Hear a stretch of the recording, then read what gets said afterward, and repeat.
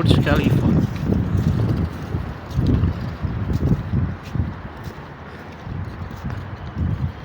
Hari ini sepi banget coy.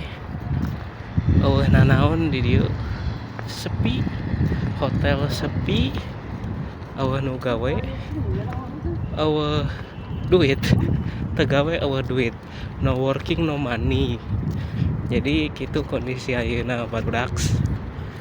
Ayeuna maksakeun we gawe di hotel nu keur close heula, loba maintenance ya, tapi alhamdulillah dibere gawean sementara kurang lebih nepi 4 bulan ke balik deui ka hotel nu saacana orang gawe di Atlantis. Begitulah, tapi nya alhamdulillah kondisi aman, alhamdulillah.